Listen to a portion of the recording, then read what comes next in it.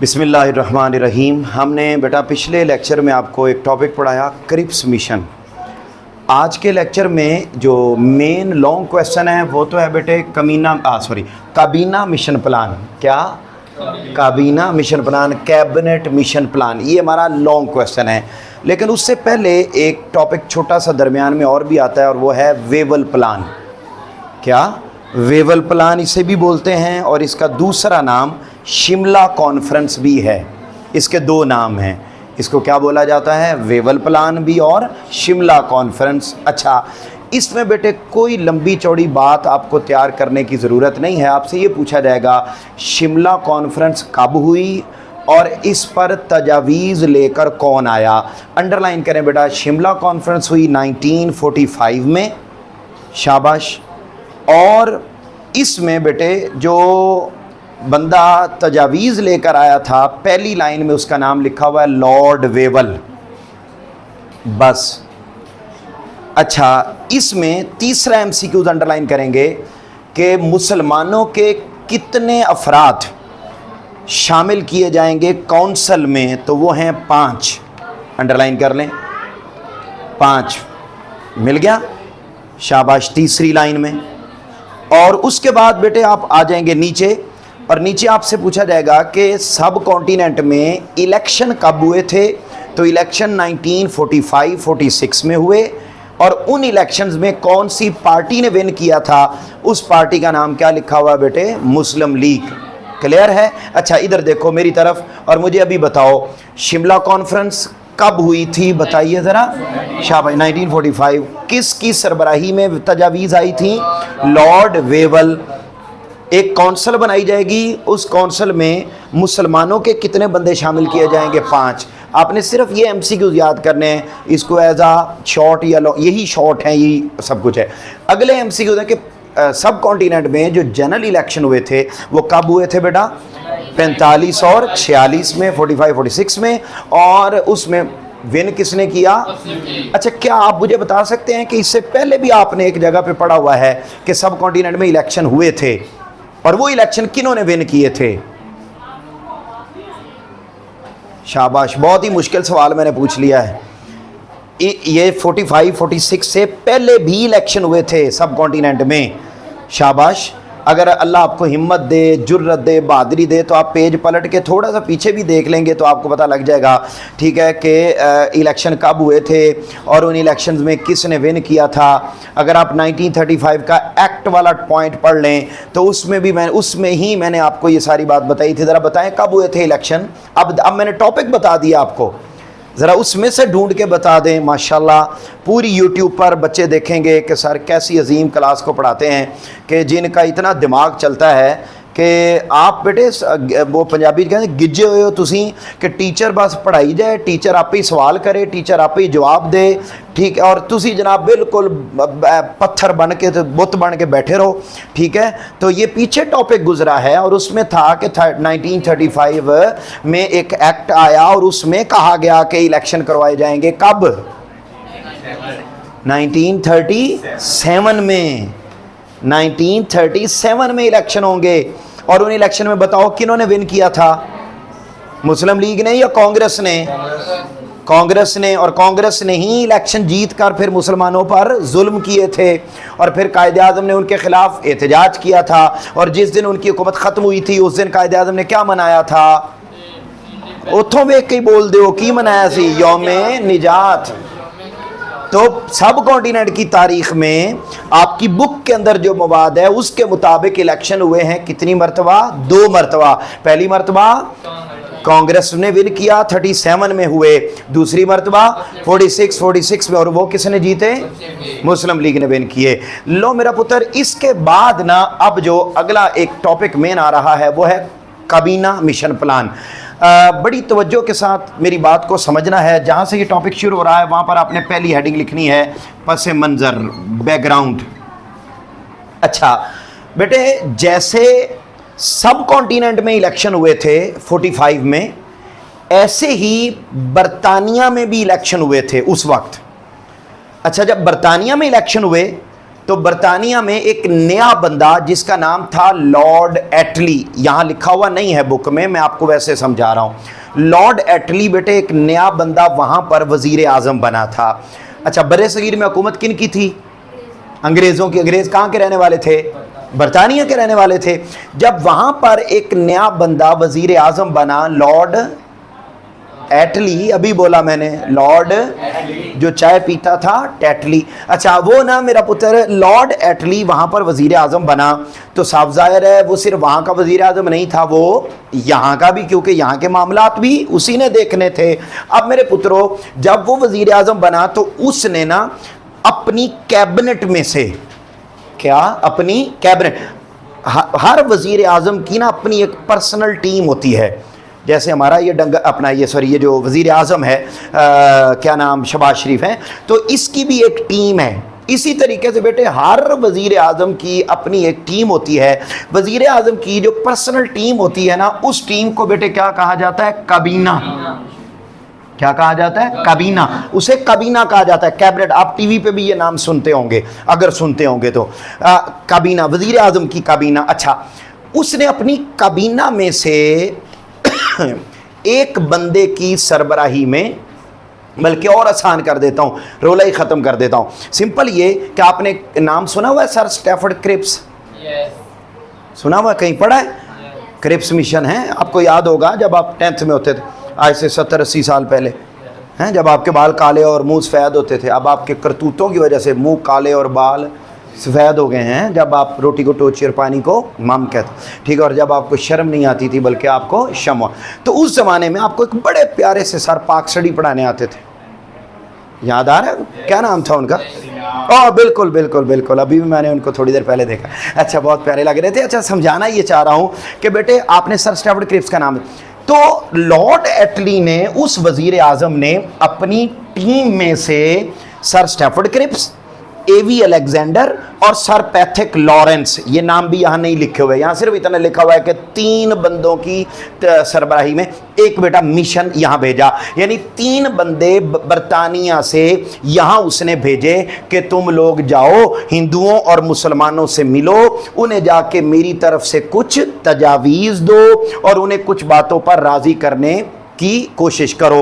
तो और साथ उसको भेजा कि तुमने इन 2 मकासद के लिए जाना है। मैं वो आपको बताता हूँ। आइए ज़रा इब्तिदा करते हैं। वो बेटे जो 1946 में लॉर्ड एटली ने अपनी टीम में से 3 बंदों पर मुश्तमिल एक मिशन भेजा, उस मिशन को क्या कहा जाता है बेटे? काबीना मिशन प्लान। वो क्यों आया, उसने आके कौन सी तजावीज़ दी, वो बेटे मैं अब आपसे डिस्कस करने लगा हूँ। देखिए ज़रा अपनी बुक पर आ जाएं, और लिखा हुआ है 1945 में इंग्लिस्तान में यानी बरतानिया में लेबर पार्टी की हुकूमत आ गई। ये वही जिसका मैंने अभी आपको बताया, जिसके ज़रिए वज़ीर आज़म कौन बना था? लॉर्ड एटली, ठीक है, ये उस लेबर पार्टी का वज़ीर आज़म था। अच्छा, बरतानिया में बढ़ती हुई बेचैनी के पेश नज़र अंडरलाइन करें, काबीना मिशन भेजा जो कितने अफराद पर मुश्तमिल था बेटा? 3 अरकान पर। यहाँ आप हेडिंग लिखेंगे मिशन के मकासद, ऑब्जेक्टिव्स ऑफ मिशन, मिशन के मकासद। ये मिशन क्यों आया बर्रे सगीर में? मेरा पुत्र इधर देखो, पहला मकसद इस मिशन को भेजने का ये था कि पूरे मुल्क के लिए नया दस्तूर बनाया जाए और नई हुकूमत बनाई जाए। दस्तूर किसे कहते हैं? पहले भी ये लफ्ज़ गुजरा हुआ है, 14 नुकात में भी ये गुजरा हुआ है, 14 पॉइंट्स में लफ्ज़ दस्तूर, आइन, कॉन्स्टिट्यूशन। बोलो दस्तूर का क्या माना होता है? तो उन 3 बंदों को भेजने का पहला मकसद ये था कि पूरे सब कॉन्टिनेंट के लिए नया आइन बनाया जाए, नया दस्तूर बनाया जाए और नई हुकूमत बनाई जाए, नंबर 1। नंबर 2, दूसरा मकसद ये था कि जब इलेक्शन हुए तो इलेक्शनों में कौन जीता? मुस्लिम लीग, और हिंदू हार गए। तो जब हिंदू हार गए तो मुसलमानों और हिंदुओं के दरमियान इख्तलाफात बढ़ गए, नफ़रतें बढ़ गईं, दुश्मनियाँ बढ़ गईं। तो उसने इस मकसद के लिए कि मुसलमानों और हिंदुओं के दरमियान जो नफ़रतें पैदा हो गई हैं, जो क्लैशेस आ गए हैं, उन क्लैशेस को एलिमिनेट किया जाए, ख़त्म किया जाए। इन दो मकासद के लिए लॉर्ड एटली ने बरतानिया से एक मिशन भेजा जिसको क्या कहा जाता है, कमीना मिशन, क्या काबीना मिशन प्लान। वो आपको देख के लफ्ज़ कमीना याद है। अब यहाँ देखो, बताओ ज़रा पहला मकसद क्या था, और बोलो पहला क्या मकसद था, नया आइन बनाया जाए, और नहीं दूसरा मकसद क्या था, हिंदुओं के दरमियान जो नफरतें हैं उनको ख़त्म कर दिया, elimination of differences between Hindu and Muslim. या देखो अपनी बुक पर, और देखिए लिखा हुआ है, आप नहीं बोलना है। दो बुनियादी मकासद थे। पहला, नंबर 1 बोलो, एक, हिंदुस्तान की दस्तूरी हैसियत और हुकूमत की शक्ल वाज़े कर दी जाए, नंबर 1, वही है जो मैंने बताया। नंबर 2, दूसरा मकसद क्या था, मुसलमानों और हिंदुओं में नफरतों की खलीज कम करके हिंदुस्तान को मुत्तहिद रखने की कोशिश की जाए।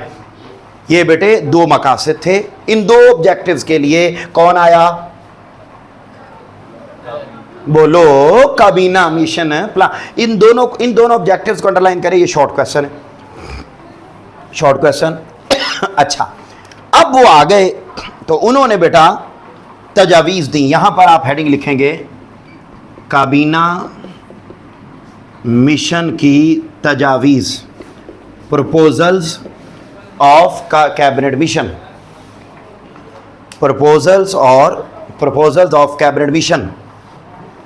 जी बेटे, क्या प्रपोजल थी, पहले तो अंडरलाइन करें कि ये तजावीज़ उन्होंने, ये बोर्ड का MCQ है बेटे, बड़ा इंपॉर्टेंट है, इसको कर ले अंडरलाइन। और वो कब दी हैं, 16 मई, शाबाश, 1946 तजावीज़ दी।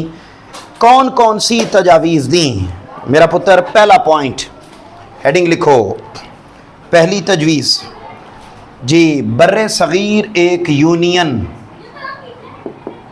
बर्रे सगीर एक यूनियन, सब कॉन्टिनेंट अ यूनियन। पहले सारों की हेडिंग्स लिख लो, फिर आपको मैं समझा देता हूँ एक एक करके। नंबर 2 लिखेंगे, सूबाई खुद मुख्तारी, प्रोविंशियल ऑटोनमी, सूबाई खुद मुख्तारी, प्रोविंशियल ऑटोनमी। नंबर 3 जी, मेकिंग ऑफ ग्रुप्स, ग्रुप बंदी। नंबर 3 के बाद 4 आइन में तब्दीली,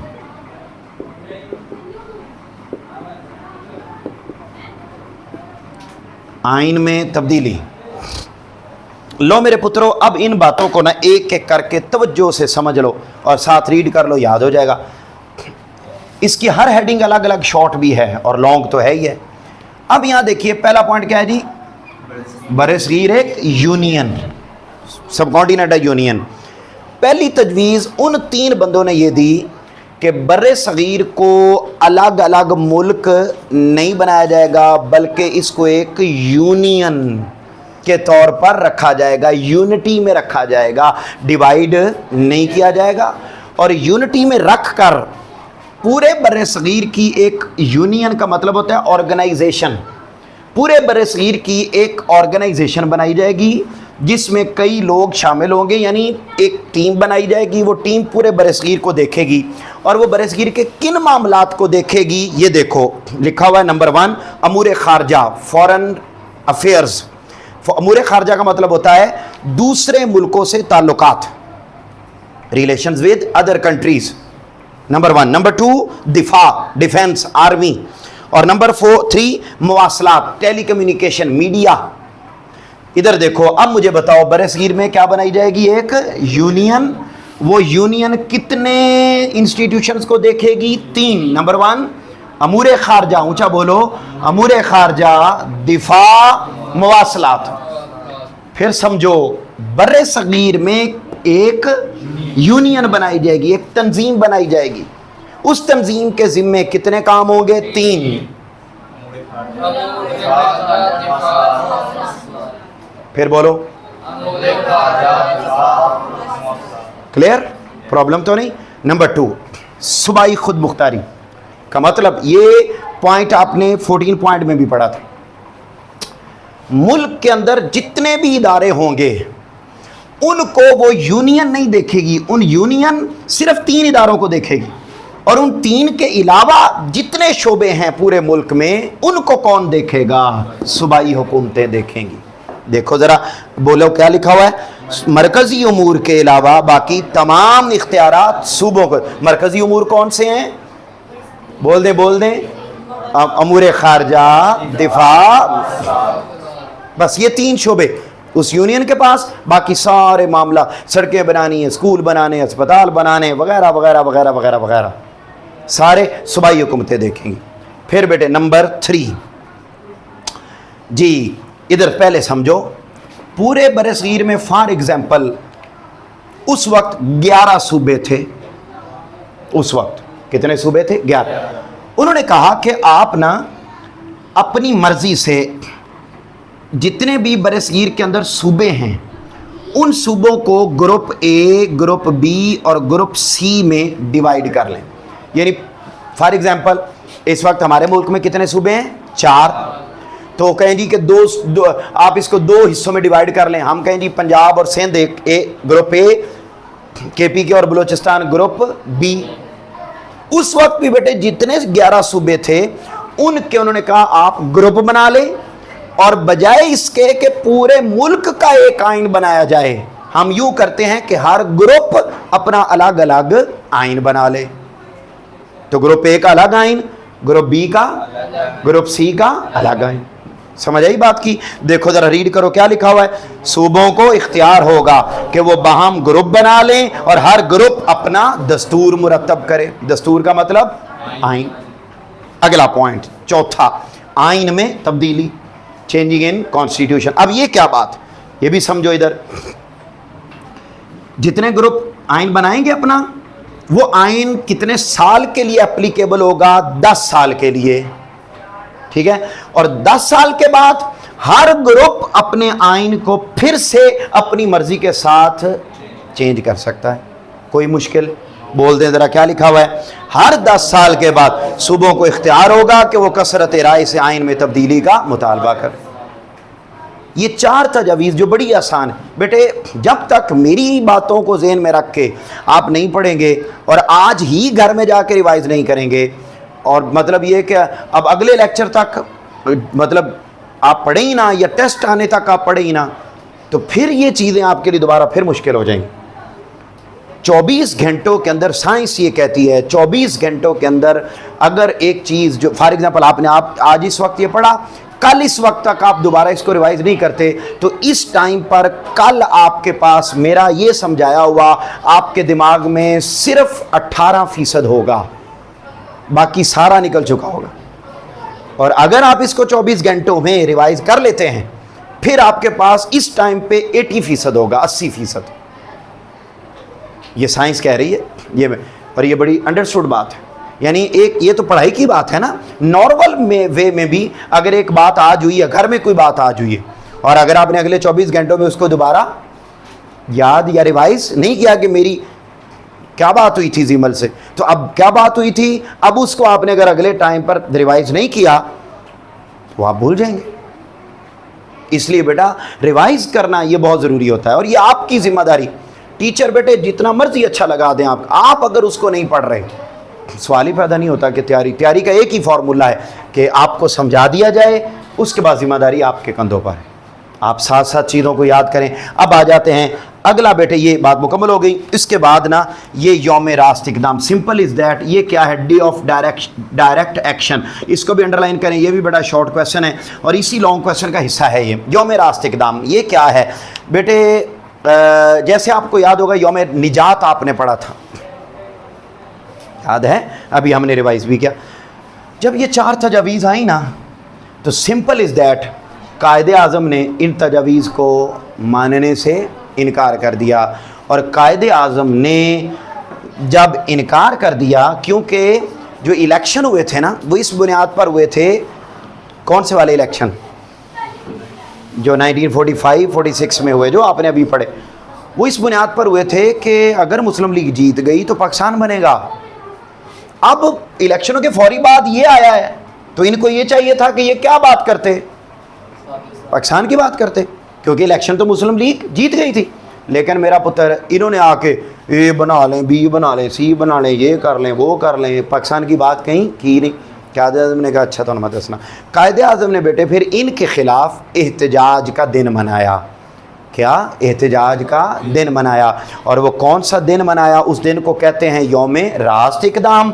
अंडरलाइन करो बेटा, कब मनाया? 16 अगस्त 1946 को बेटे यौम रास्त इक़दाम मनाने का ऐलान किया, और उसमें जगह जगह जलसे किए और कांग्रेस के बुरे अज़ाइम को बेनकाब किया और बताया कि चूड़ियो तुसी आए केड़े काम वास्ते, तुसी करदे की पे हो। तो कायदे आज़म ने उनकी ठीक ठाक ठकोरा ठकारी की। ठीक है, उस दिन को, जिस दिन बेटा एहतजाज हुआ, उस दिन को क्या कहा जाता है? यौम रास्त इक़दाम। ये बेटा एक कंप्लीट आपके पास लॉन्ग क्वेश्चन है। मैं इससे ज़रा आगे भी बढ़ना चाहता हूँ, मुझे 1 मिनट और दे दें, ये भी आज ही मुकम्मल हो जाए। ये जो एक पॉइंट लिखा हुआ है अबूरी हुकूमत, उसके बाद फिर अगला लॉन्ग क्वेश्चन होगा, वो मैं आपको कल पढ़ा दूंगा। ये इसका हिस्सा नहीं है, ये भी अलग एक टॉपिक है, अबूरी हुकूमत। अच्छा, ये जो अबूरी हुकूमत है ये शॉर्ट क्वेश्चन है। पहले तो आपसे ये MCQ में पूछा जाएगा अबूरी हुकूमत कब कायम हुई, तो बताओ ज़रा कब कायम हुई बेटा? 1946 में। अच्छा, पहले तो ये समझो अबूरी हुकूमत होती क्या है बेटे? वो हुकूमत जो थोड़े से टाइम के लिए बने, बोलो। और इस गवर्नमेंट का काम ये होता है कि ये मुल्क में इलेक्शन करवाए या मुल्क में आइन बनवाए, और ये 3 माह के लिए बनती होती है। बर्रे सगीर में बेटा 3 माह के लिए एक छोटी हुकूमत बनी थी, उस हुकूमत को कहते हैं अबूरी हुकूमत। बनी कब थी? और उस अबूरी हुकूमत में हिंदुओं के बंदे भी थे और मुस्लिम लीग के बंदे भी थे। मुस्लिम लीग के कौन से बंदे थे? बोर्ड का शॉर्ट क्वेश्चन है, अगर ना आया तो कोई और आ जाएगा, लेकिन बेटे आएगा, ये बड़ा इंपॉर्टेंट शॉर्ट है। ठीक है, वो अंडरलाइन कर ले, उन बंदों के नाम यहाँ लिखे हुए हैं। पहला नाम है बेटे लियाकत अली खान। नंबर 2 आई चंद्रीगर। आई चंद्रीगर का मतलब है इस्माइल इब्राहिम चंद्रीगर, ये उसका पूरा नाम था। नंबर 3 सरदार अब्दुर्रब निश्तर। नंबर 4 राजा गजनफर अली खान। और उसके बाद जोगंदर नाथ मंडेल। जोगंदर नाथ मंडेल, ये 5 बंदे थे जो मुस्लिम लीग की तरफ से थे। बोलो ज़रा कौन कौन से? नंबर 1 लियाकत अली खान, आई चंद्रीगर, सर अब्दुर्रब निश्तर, राजा गजनफर अली खान और जोगंदर नाथ मंडेल, ये 5 नाम। इसमें यानी एक MCQ याद करना है और एक शॉर्ट याद करना है, 5 नाम उसके। ये हो गया आज के लेक्चर में, ये चीज़ें कवर होगी। कल आपको मैं इससे अगला लॉन्ग क्वेश्चन 3 जून 1947 पढ़ाऊँगा। आपने मेरे पुत्र अच्छे काकों की तरह ये याद करके आना है जी।